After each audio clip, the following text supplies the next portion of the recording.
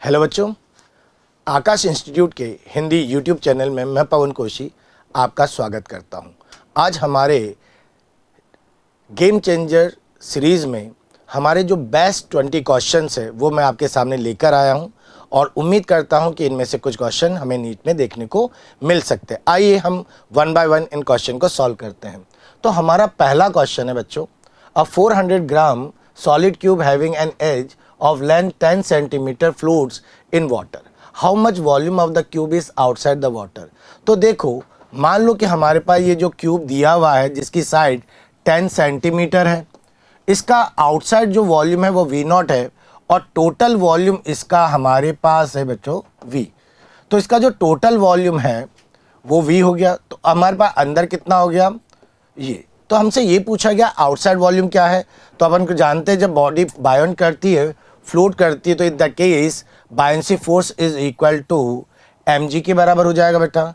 तो buoyancy force किसके बराबर होता है? Displace volume density of liquid into g equal to mg के बराबर।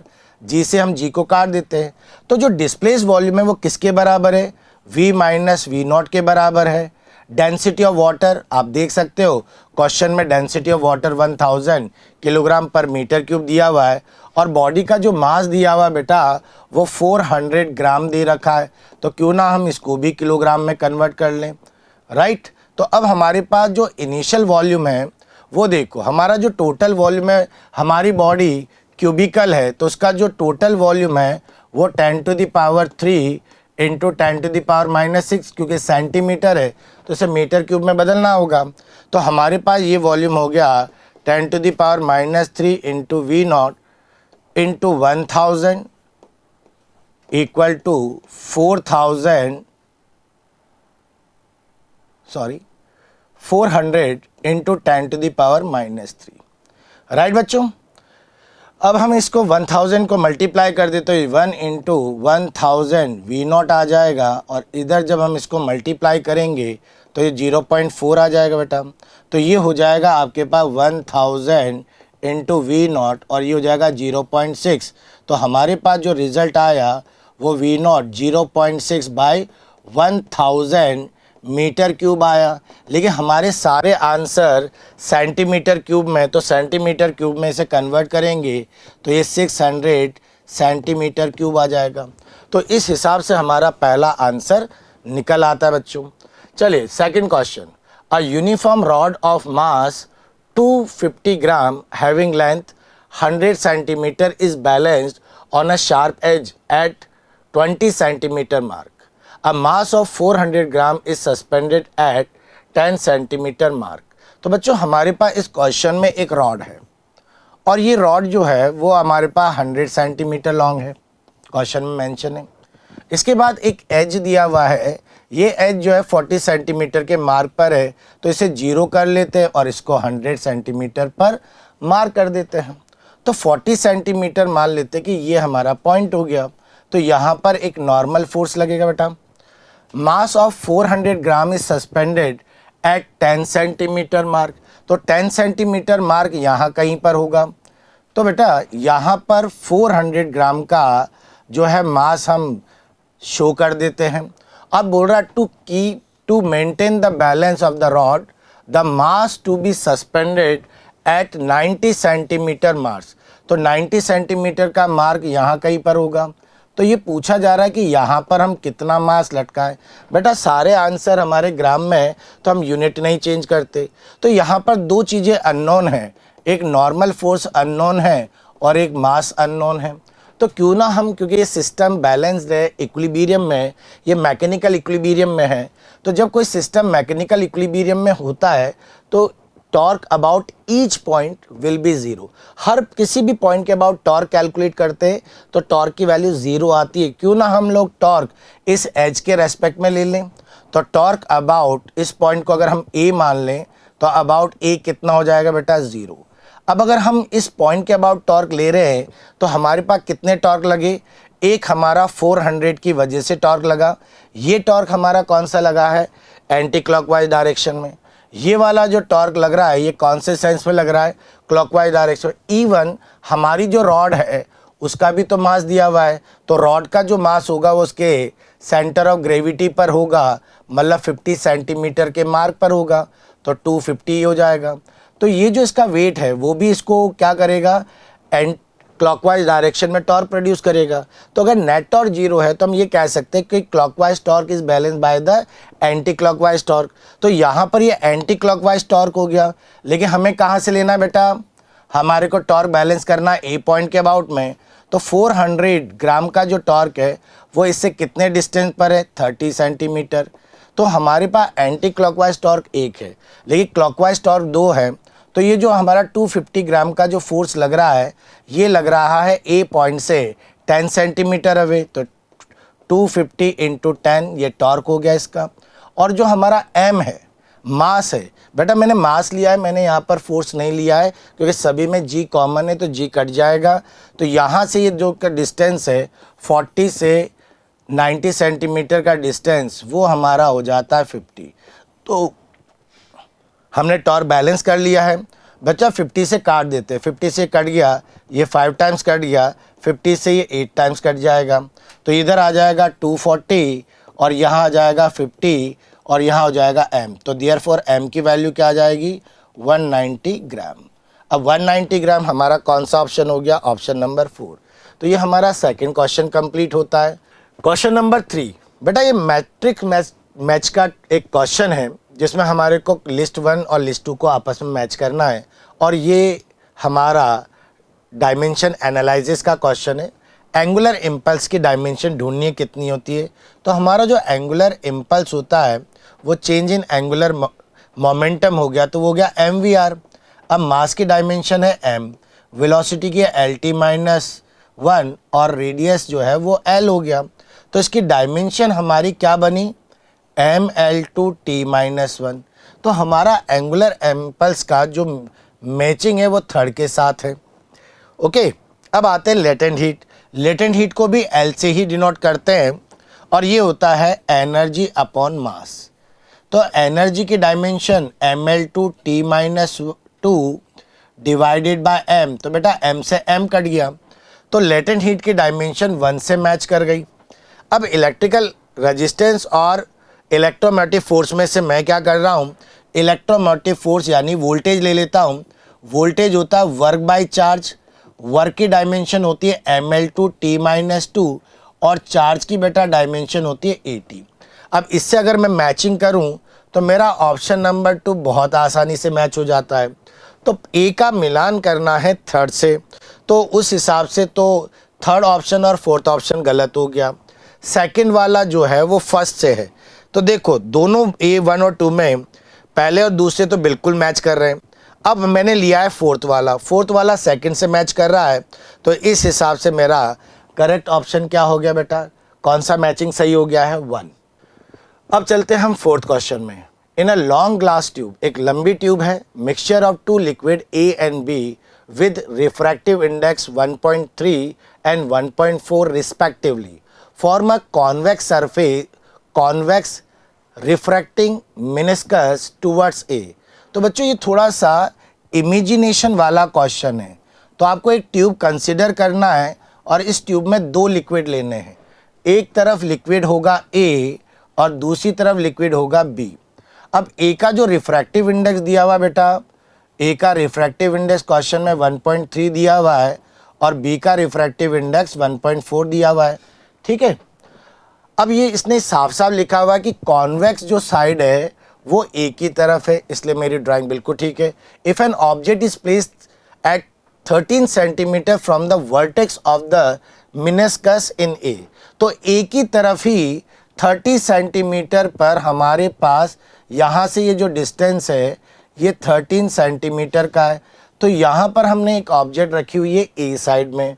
अब आगे वो कहता है from the vertex of the meniscus in A form an image with a magnification of -2। तो बेटा ये तो क्वेश्चन हो गया refraction from a curve surface.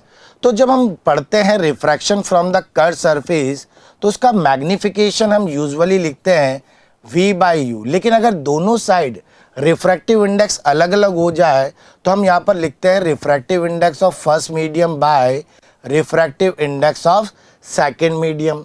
तो बेटा जी इस क्वेश्चन के अंदर हमारे पास मैग्निफिकेशन कितना दिया हुआ है -2, v हमें पता नहीं है, u वाला अब क्योंकि रियल ऑब्जेक्ट है तो रियल ऑब्जेक्ट का डिस्टेंस माइनस में लिया जाता है। पहला मीडियम कौन है a, तो उसका रिफ्रैक्टिव इंडेक्स 1.3 हो गया और इसका 1.4 हो गया। पॉइंट से पॉइंट हटा देते हैं, 13 से 13 कट जाएगा। तो बेटा जी आप देख सकते हो कि जो v आया है उसका रिजल्ट आया है +28 सेंटीमीटर। लेकिन हमारे से क्वेश्चन पूछा गया है कि रेडियस ऑफ कर्वेचर बताइए।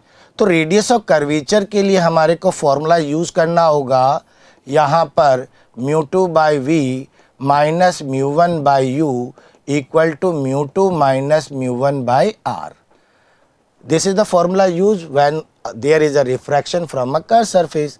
μ2 कौन सा, सेकेंड मीडियम, तो 1.4 बेटा ये कितना आया है, प्लस में 28 आया है ना। μ1 कितना है 1.3 और क्योंकि वो माइनस में है, याद रहेगा ना, साइन कन्वेंशन का ध्यान रखना होता है इसमें। तो ये 1.4 माइनस 1.3 डिवाइडेड बाय r, जिसका हमारे को वैल्यू निकालनी होती है उस पर साइन कन्वेंशन नहीं लगाते बेटा। अब एक चीज़ देखो, सभी के अंदर ऊपर जो हमारे पास न्यूमरेटर है सभी में डेसिमल है, क्यों ना सबके डेसिमल हम कॉमन फैक्टर लेकर काट दें। तो ये बेटा 1/2 आ जाएगा, ये दोनों माइनस माइनस प्लस होकर 1 हो जाएगा, इसका डिफरेंस कितना आएगा 1 और r। तो अब आप देख सकते हो r की वैल्यू क्या आ जाएगी 2/3 सेंटीमीटर। तो ये कौन सा ऑप्शन है, तो हमारा करेक्ट आंसर हो जाता है बेटा थर्ड। चलते हैं क्वेश्चन नंबर 4 पर। ग्रेविटी का क्वेश्चन है, earth has mass 8 times and radius 2 times that of a planet. Earth का जो मास है वो प्लेनेट से 8 टाइम्स है और रेडियस 2 टाइम्स है।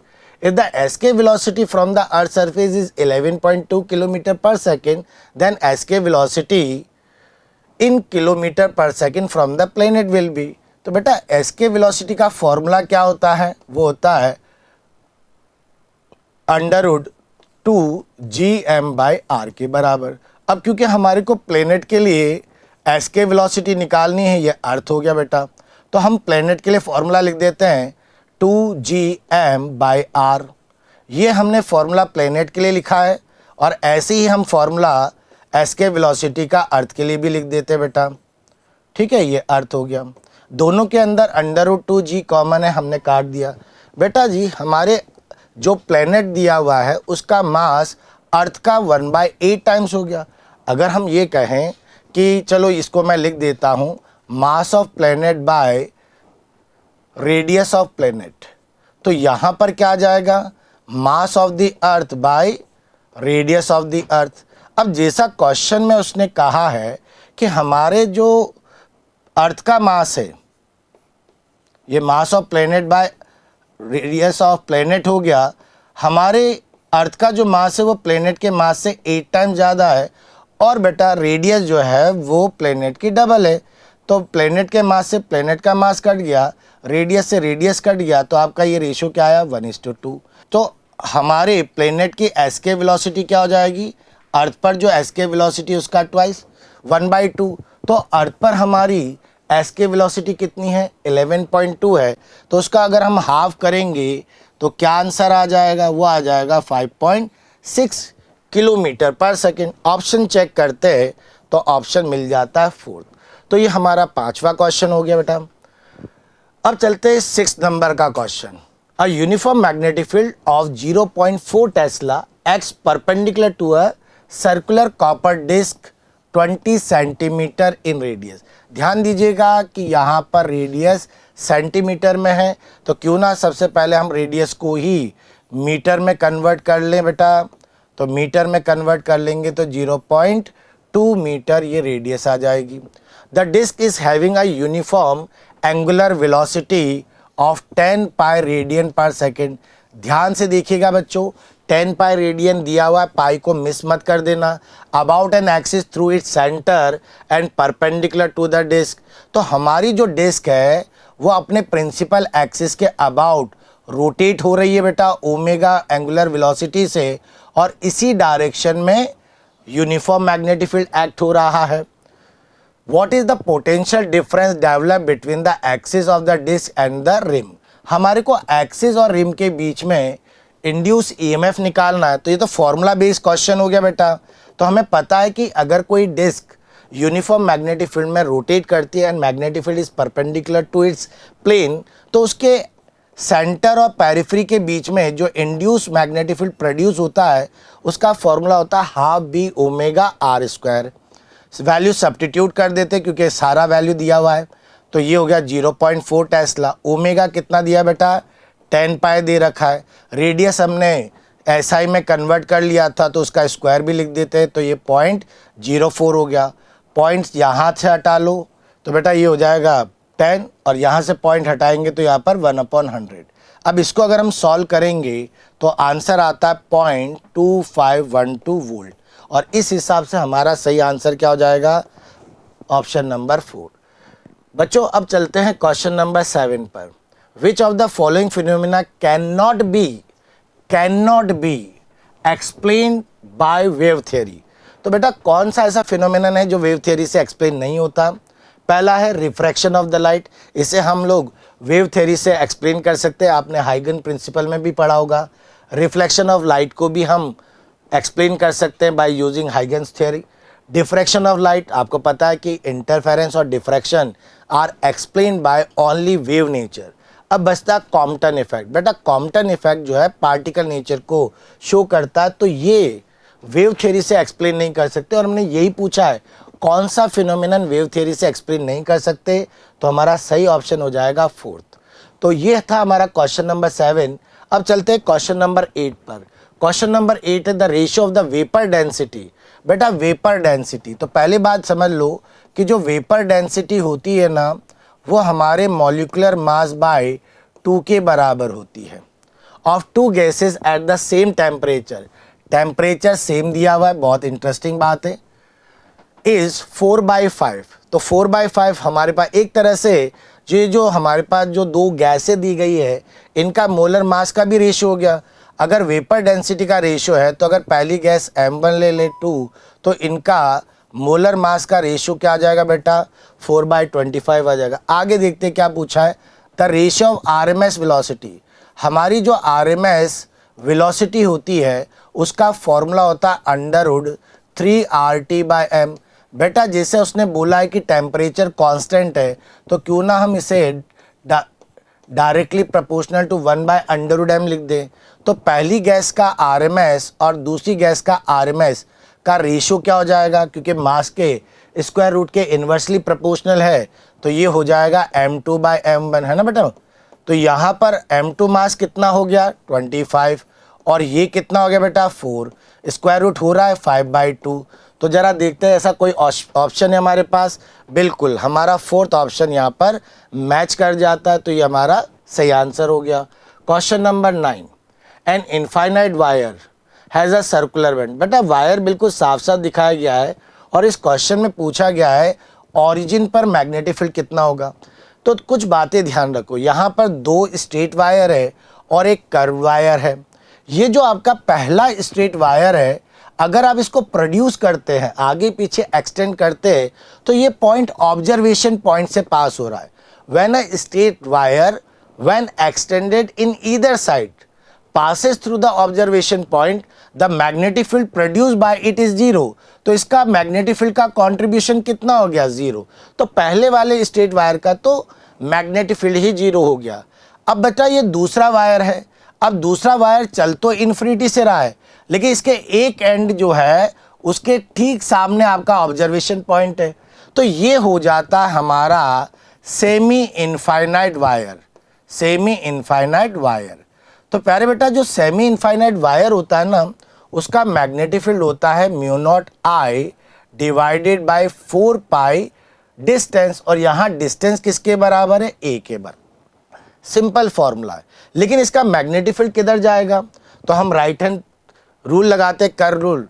अगर थंब को करंट के डायरेक्शन में रखे और पाम को कर करे, तो ओ पॉइंट पर पाम किधर जा रहा है, अंदर। मतलब ये जो मैग्नेटिक फील्ड है ये क्रॉस इनसाइड बनेगा। अब ये है सर्कुलर आर्क, तो सर्कुलर आर्क का जो मैग्नेटिक फील्ड होता है बेटा, उसका फॉर्मूला होता है μ0I/4πr इंटू थीटा। अब देखो ये क्वार्टर पॉइंट है तो ये तो π/2 हो गया, लेकिन हमारे को जो एंगल चाहिए उसको 2π में से हमारे को π/2 माइनस करना पड़ेगा। तो आपको क्या करना पड़ेगा, 2π में से π/2 माइनस करोगे तो 3π/2 आ जाएगा। अच्छा, इसका भी मैग्नेटिक फील्ड अंदर आ रहा है तो ये भी क्रॉस इनसाइड है, तो दोनों ही मैग्नेटिक फील्ड क्रॉस इनसाइड है बेटा। यहां पर r की जगह a रखेंगे और थीटा कितना लेना है, 3π/2।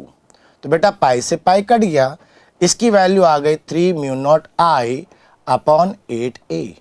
अब हम ऑप्शन देखते हैं, क्योंकि दोनों मैग्नेटिक फील्ड एक ही डायरेक्शन में लग रहे तो कॉमन क्या लिया जाए। अगर कॉमन की बात की जाए तो आप देख सकते हैं कि एक ऑप्शन में नीचे 8 आ रहा है, तो μ0I/4π अगर कॉमन ले लिया जाए तो ये पूरा का पूरा जो है ऊपर वाला फैक्टर ये पूरा बाहर आ जाएगा।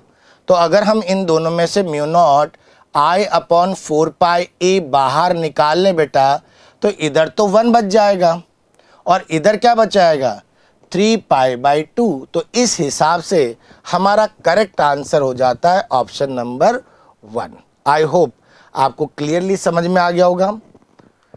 Question number 10, a concave mirror produce an image of an object such that distance between the object and image is 20 centimeter if the magnification of the image is -3। बेटा ये ध्यान रखना, मिरर है, मिरर के केस में magnification का formula होता है -v/u।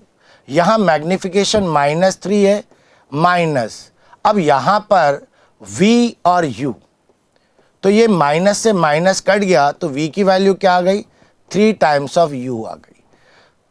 तो अगर मैं यहाँ पर कॉन्केव मिरर का डायग्राम बनाकर समझूं कि क्या हो रहा है, तो मेरा अगर रियल ऑब्जेक्ट यहाँ से u डिस्टेंस पर या x डिस्टेंस पर है तो मेरा जो इमेज बनेगा वो 3x डिस्टेंस पर बनेगा बेटा। लेकिन अकॉर्डिंग टू क्वेश्चन उसने कहा है ऑब्जेक्ट और इमेज के बीच का डिस्टेंस 20 सेंटीमीटर है, तो ऑब्जेक्ट और इमेज के बीच का जो डिस्टेंस आ रहा है डेल एक्स वो तो 2x आ रहा है और वो 20 सेंटीमीटर बोल रहा है, तो x की वैल्यू क्या आ गई, 10 सेंटीमीटर। तो अगर x 10 सेंटीमीटर आ गया है तो हमारे पास v कितना हो जाएगा, 30 सेंटीमीटर, और u कितना हो जाएगा बेटा, 10 सेंटीमीटर। लेकिन क्योंकि हमारी ऑब्जेक्ट और इमेज दोनों रियल है तो अब हम फॉर्मूला लगाते हैं, 1/v plus 1/u equal to 1/f। v की वैल्यू क्या आ गई, -30, u की वैल्यू क्या आ गई, -10। हमें फोकल लेंथ निकालनी है, एलसीएम कितना आ जाएगा बेटा, 30 आ जाएगा। यहाँ क्या आएगा, -1 और यहाँ क्या आएगा, -3 इक्वल टू 1/f। सॉल्व करने पर हमारा f आ जाता है बेटा -7.5 सेंटीमीटर। लेकिन क्वेश्चन में पूछा है रेडियस ऑफ कर्वेचर, तो रेडियस ऑफ कर्वेचर 2f के बराबर होता है, तो -115 सेंटीमीटर आ जाएगा। तो बेटा हमारे को सिर्फ मैग्नीट्यूड बताना है तो उस हिसाब से हमारा आंसर हो जाता है 4th। तो ये हमारा क्वेश्चन नंबर 10 था।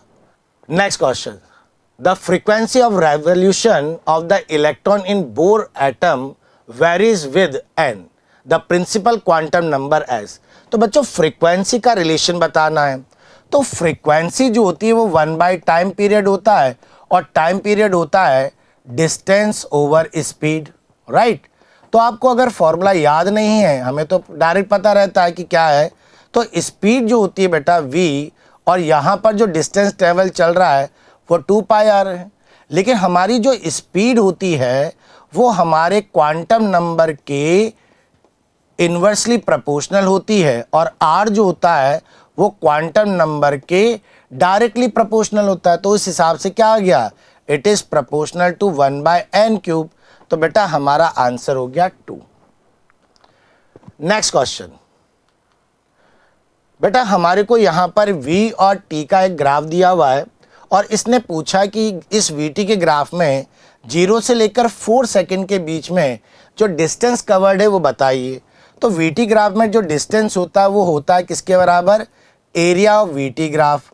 लेकिन हमें एरिया कहाँ तक लेना है, 0 से लेकर 4 तक ये वाला एरिया लेना है। और ये एक ट्रिपेजियम बना हुआ है, ट्रिपेजियम का एरिया हो गया half sum of parallel side.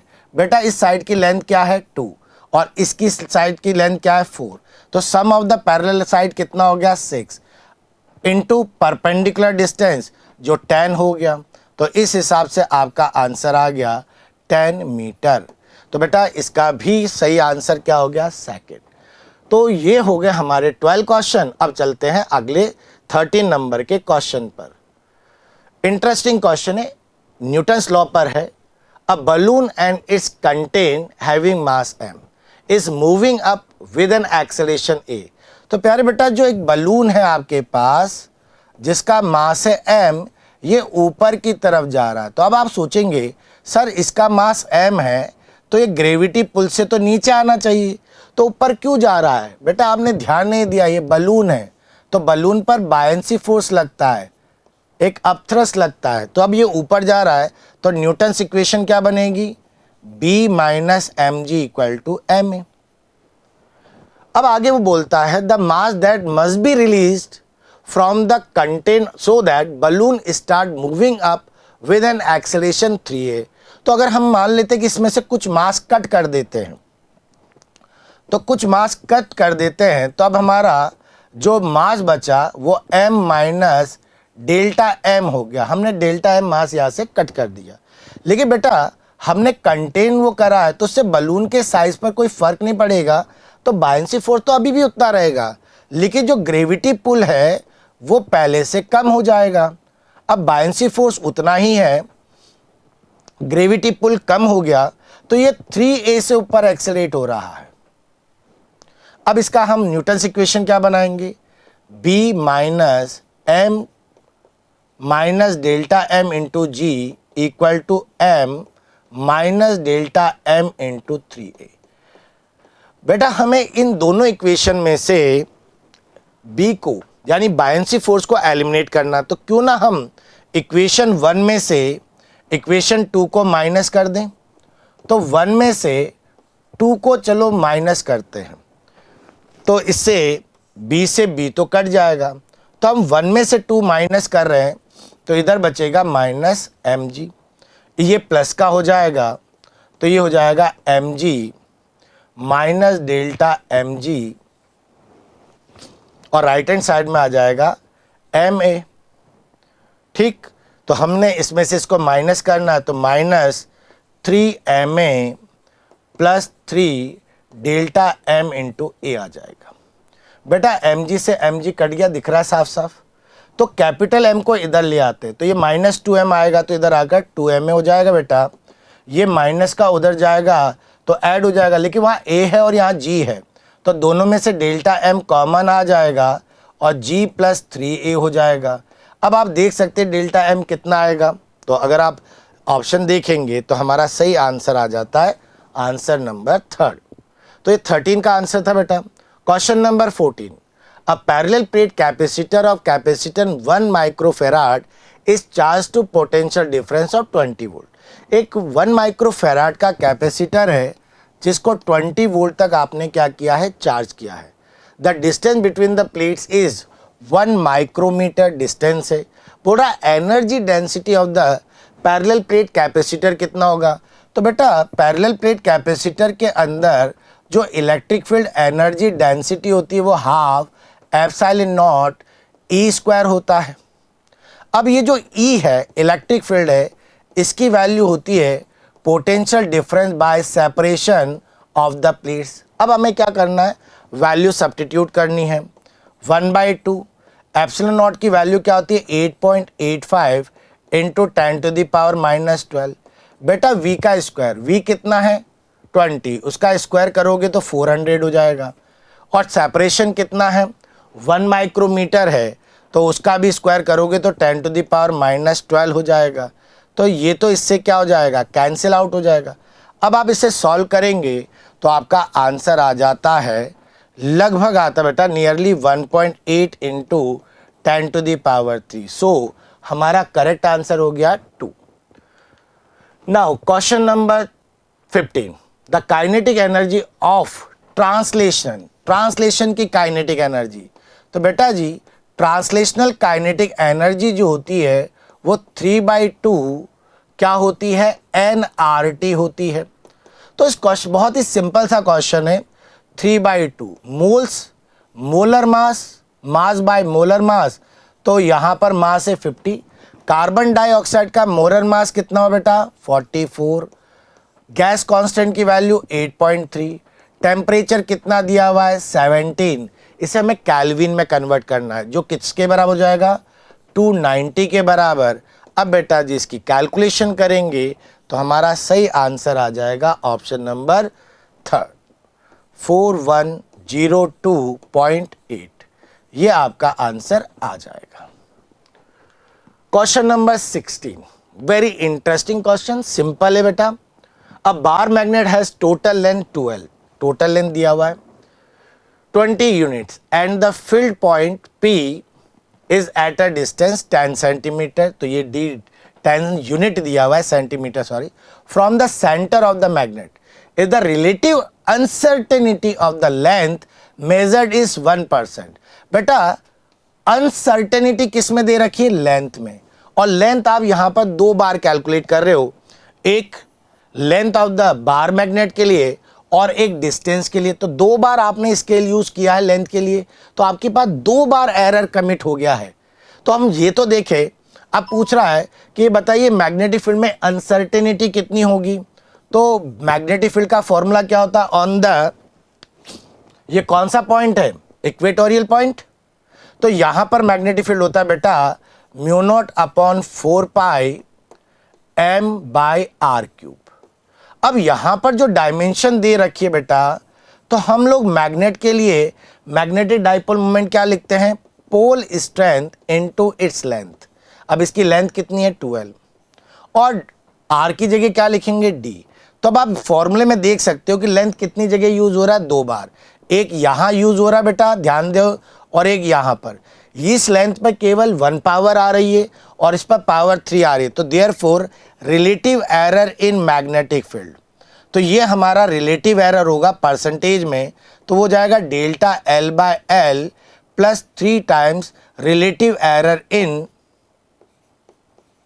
D, ये हो जाएगा। लेकिन बेटा जी हमारे पास जो यहाँ पर डिस्टेंस के अंदर जो एरर दिया हुआ वो 1% है, तो इससे तो आ गया 1% और इससे आ गया 3%, तो ये टोटल मिलाकर हो गया आपका 4%। तो कौन सा आंसर सही है, 4th वाला आंसर सही है। समझ में आया, L पर पावर 1 है इसलिए उसके अंदर परसेंटेज एरर 1 टाइम आएगा, और D पर पावर 3 है तो इसका जो एरर है वो 3 टाइम्स आ जाएगा बेटा, इसलिए हमने 3 से मल्टीप्लाई किया है। क्वेश्चन नंबर 17, बेटा ये सेमीकंडक्टर का एक बहुत ही अच्छा इनोवेटिव क्वेश्चन है, थोड़ा सा समझने वाला क्वेश्चन है, इसलिए हमने ये क्वेश्चन लिया। यूजुअली हम लोग इसको हाफ वेव रेक्टिफायर ही कहते हैं, कोई गलत नहीं है, it is the half wave rectifier. लेकिन क्या है, हम जो हाफ वेव रेक्टिफायर पढ़ते हैं ना उसमें डायोड ऊपर होता है, इस बार डायोड नीचे है। तो इंटरेस्टिंग बात यह है कि अगर आपने यहाँ पर जैसे इनपुट पल्स दिया, ये AC इनपुट है, तो अब होगा क्या, जब हमारे पास ये पॉजिटिव पल्स आएगी तो पॉजिटिव पल्स में हमारा डायोड जो है वो रिवर्स बायस में आ जाएगा, क्योंकि ये एंड हो जाएगा हाई वोल्टेज पर और ये हो जाएगा लो वोल्टेज पर। इसका मतलब है कि ये जो पॉजिटिव वाला जो पल्स है उसको ये कंडक्ट नहीं करेगा बेटा, इसलिए इंटरेस्टिंग है। तो ये जो पॉजिटिव वाला पल्स है इसको कंडक्ट नहीं करेगा, तो ये किसको कंडक्ट करेगा, नेगेटिव वाले को कंडक्ट करेगा, क्योंकि जब हमारा वोल्टेज नेगेटिव होगा तो डायोड रिवर्स बायस की जगह फॉरवर्ड हो जाएगा, क्योंकि ये हो जाएगा एंड हाई वोल्टेज। तो जब हमारा इनपुट वोल्टेज नेगेटिव होगा तो नेगेटिव पर डायोड क्या होगा, फॉरवर्ड बायस। तो इसका मतलब है कि ये डायोड हमारे नेगेटिव पल्स को ही कंडक्ट करेगा। तो पहले क्वार्टर तक, तो पहले हाफ साइकिल तक तो ये बच्चों किसी भी तरह का करंट कंडक्ट नहीं करेगा, लेकिन जैसे नेगेटिव वोल्टेज होगा ये करंट को कंडक्ट कर देगा, फिर पॉजिटिव के लिए कंडक्ट नहीं करेगा, फिर नेगेटिव के लिए कंडक्ट करेगा। अब आप देख सकते हो हमारा सही आंसर क्या होना चाहिए, तो it is answer number 4। I hope clear है। Question number 18, an electric dipole of dipole moment 6 × 10⁻⁻⁶ coulomb into metre. बेटा इसे ढंग से पढ़ना, कुलम इंटू मीटर लिखा हुआ, कहीं सेंटीमीटर ना पढ़ लो आप। Is placed in uniform electric field of magnetic magnitude 10⁻6 volt per metre. Initially the dipole moment is parallel to electric field. तो ये देखो, ये इलेक्ट्रिक फील्ड है हमारा इस डायरेक्शन में, और हमारा डाइपोल इधर ही है पी वेक्टर। अब वो कह रहा है work done that needs to be done on the dipole to make it dipole moment opposite to field. अब आपको क्या करना है, इस डाइपोल को उल्टे डायरेक्शन में लेकर आना है। तो हमारी थियरी क्या कहती है कि अगर हम डाइपोल को θ1 एंगल से θ2 एंगल पर रोटेट करते हैं तो कितना वर्क डन होता है, PE cos θ1। प्यारे बेटा पहले केस में हमारा θ1 कितना है 0 डिग्री, और दूसरे केस में थीटा कितना है 180 डिग्री। तो cos 0 कितना होता है 1 होता है, और cos 180 होता है -1। तो माइनस माइनस प्लस हो जाएगा, कितना वर्क डन करना पड़ेगा, ट्वाइस PE। तो 2 हो गया। हमारा डाइपोल मोमेंट कितना है 6 × 10⁻⁻6 है बेटा, और इलेक्ट्रिक फील्ड कितना है 10⁻6। ये तो कट गया, तो आपका आंसर आ गया 12 जूल। तो इस फिल इन द ब्लैंक्स के अंदर हमारे को क्या फिल करना होगा 12, राइट। चले अगले क्वेश्चन पर। Question number 19, the volume contraction of the solid copper cube of a length 10 centimetre when subjected to a hydraulic pressure 7 × 10⁻6 pascal would be. बेटा हमारे को आंसर देना है मिलीमीटर का क्यूब, मिलीमीटर के क्यूब में हमें आंसर देना है, और हमारे को बल्क मॉडुलस दिया हुआ है कॉपर का 1.4 × 10⁻11। तो ध्यान रखिए बल्क मॉडुलस इक्वल टू होता है -v change in pressure by change in volume. तो उसने यही तो पूछा वॉल्यूम कॉन्ट्रैक्शन। वॉल्यूम कॉन्ट्रैक्शन का मतलब है चेंज इन वॉल्यूम। तो चेंज इन वॉल्यूम हो गया -v डेल्टा P/B। ठीक बेटा। अब देखो यहाँ पर हमारे पास क्यूब था जिसकी लेंथ कितनी दे रखी है 10 सेंटीमीटर। तो वॉल्यूम के अंदर क्या करेंगे, साइड का क्यूब करेंगे। तो 10 का क्यूब हो गया 10⁻3, लेकिन यहाँ यूनिट सेंटीमीटर है, तो 10⁻ क्या हो जाएगा -6 मीटर में चाहिए ना। प्रेशर कितना दिया बेटा 7 × 10⁻6 पास्कल। ये लो जी इतना हो गया। बल्क मॉडुलस कितना है हमारे पास 1.4 × 10⁻11 हो गया, राइट बेटा। अब सुनो मेरी बात, ये अगर हम लोग इसे देखें तो ये तो कट गया, और यहाँ से इसको पॉइंट हटा दें तो ऊपर 10 आ जाएगा, और इससे ये 2 टाइम्स कट जाएगा। तो क्या आया 1/2 10⁻4 ऊपर आ गया, और 10⁻11 नीचे आ गया बेटा। तो ये हो गया आपका 0.5 × 10⁻⁻7। लेकिन मुझे तो मिलीमीटर क्यूब, मिलीमीटर क्यूब का मतलब होता है 10⁻⁻9 का बच्चों क्यूब। अब इसको 10⁻⁻9 में कन्वर्ट करना होगा, तो ऊपर नीचे 100 से मल्टीप्लाई कर देते हैं, तो हमारा आंसर आ जाएगा बेटा 50 × 10⁻⁻9 मीटर क्यूब। और अब इसे मिलीमीटर क्यूब में लिखेंगे तो क्या आ जाएगा 50। तो हमारा फिल इन द ब्लैंक्स का आंसर क्या आ जाएगा 50। बच्चों क्वेश्चन नंबर 20 जो कि साफ साफ दिखाई दे रहा है व्हीटस्टोन ब्रिज पर है। बच्चों इसने बोला है कि ए और बी का पोटेंशियल बराबर हो जाए। हमें पता है कि व्हीटस्टोन ब्रिज में अगर ए और बी का पोटेंशियल बराबर हो जाता है तो हम कहते हैं कि ये बैलेंस व्हीटस्टोन ब्रिज है। लेकिन ये बैलेंस कब होता है, जब आमने सामने वाले रेजिस्टेंस का प्रोडक्ट बराबर होता है। Means 10 × 40 equal to 20 × R। 20 से 2 टाइम्स कट गया, तो R की वैल्यू आ गई आपकी 20 ओम। बेटा अब वो बोल रहा है कि अगर ये बैलेंस्ड है तो हमारे इस सर्किट में जो करंट आई है उसकी वैल्यू क्या होगी। तो हमें इसका इक्विवेलेंट रेजिस्टेंस निकालना होगा। तो अब आप दोबारा से डायग्राम देख लो, ये 10 ओम हो गया, ये 20 ओम हो गया बेटा। ये R की वैल्यू हम निकाल चुके हैं, तो ये 20 ओम हो गया बेटा। और ये हो गया आपका 40 ओम। इसका इक्विवेलेंट निकालना है तो ऊपर कितना आ गया 30 ओम आ गया बेटा, और नीचे कितना आ गया यहाँ पर पैरेलल में 60 ओम आ गया। अब ये दोनों पैरेलल में है तो इक्विवेलेंट रेजिस्टेंस क्या होता है पैरेलल में, प्रोडक्ट बाय सम होता है। प्रोडक्ट हो गया 30 इंटू 60 और सम हो गया 90। बेटा 90 से 3 टाइम्स कटा तो ये आ गया 20 ओम। अब हमारा इक्विवेलेंट रेजिस्टेंस 20 ओम आ गया तो सर्किट का करंट क्या हो जाता है, voltage in the battery divided by equivalent resistance. Battery का वोल्टेज कितना है 20, रेजिस्टेंस बैटरी का वोल्टेज है 40, रेजिस्टेंस है 20, कट कर कितना आ गया बेटा 2 एम्पियर। सो हमारा आंसर हो जाएगा यहाँ पर 2। तो प्यारे बच्चों ये रहे वो 20 अच्छे क्वेश्चन जो जेईई मेंस से हमने आपके लिए नीट की प्रिपरेशन के लिए तैयार किए, और उम्मीद करते हैं कि इन क्वेश्चन को अगर आप सीरियसली देखते हैं या सॉल्व करते हैं तो आपको नीट एग्जाम में इसका हेल्प बिल्कुल मिलेगा। तो थैंक यू बच्चों।